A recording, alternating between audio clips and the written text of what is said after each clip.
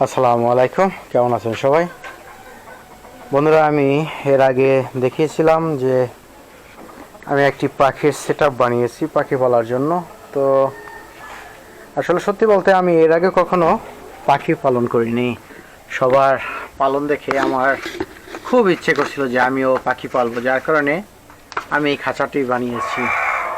তো প্রতিদিন সকালে যথাযথভাবে তাদের খাবার দেওয়া হয়, গোসলের জন্য পানি দেওয়া হয়, তাদের কিন্তু খাবারের কোনো কমতি নেই। আমি দুটো কি বলে এটাকে অস্ট্রেলিয়ান ঘুঘু কিনেছি, কিন্তু বিশ্বাস করেন ওদের যখন আমি খাঁচার ভিতরে দেখি আমার এতটা কষ্ট লাগে যে আমি বলে বোঝাতে পারবো না। আমার খুব খারাপ লাগে। তা আমি এক পর্যায়ে ভেবেছিলাম যে আমি পাখি দুটোকে সেল করে দিব। আমি সেল করার জন্য 2-3 বার চেষ্টাও করেছি, কিন্তু আমি ব্যর্থ হয়েছি। এখন বুঝতে পারলাম যে কেন ব্যর্থ হয়েছি। আসলে আমি যখন এই পাখি দুটোকে সেল করব, যারা কিনবে তারাও কিন্তু আমার মতো এরকম খাঁচায় রেখে পালবে। আর যেটা আমি মন থেকে মেনে নিতে পারছি না। তো আমি আমার স্ত্রীর সাথে আলাপ করার পরে আমাকে বুদ্ধি দেয়, তাছাড়া আমার আম্মু আমাকে বুদ্ধি দিচ্ছে যে এদের তুমি অবমুক্ত করে দাও। তাই এখন আমি সেই সিদ্ধান্ত নিয়েছি যে এ দুটোকে এখন আমি ছেড়ে দিব। সত্যি বলতে কি, আমি যখন আমার মেয়ের দিকে তাকাই তখন এই পাখি দুটোর দিকে খুব খারাপ লাগে। আম্মু, তুমি হাত দিয়ে ছাড়বে এগুলো? ওকে, দাঁড়াও।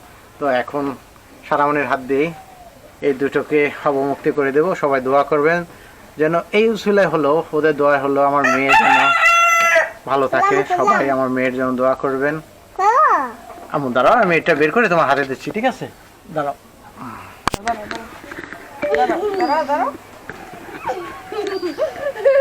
আম্মু ছেড়ে দাও,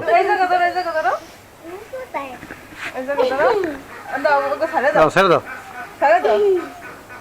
উঁচাও ফেলে, উপর ফেলে ছাড়ো, উঁচাই উড়াই দাও।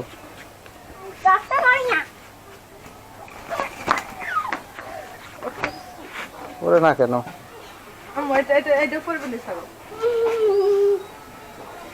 উপর থেকে ছেড়ে দাও।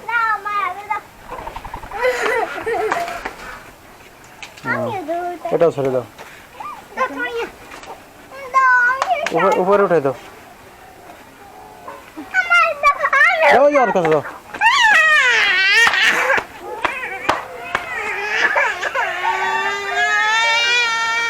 তুমি ছাড়ছো না,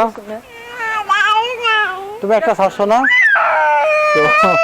তো ওর কাছ থেকে ওর নিচে ছেড়ে দিয়েছে। এখন উপরে থাক মা,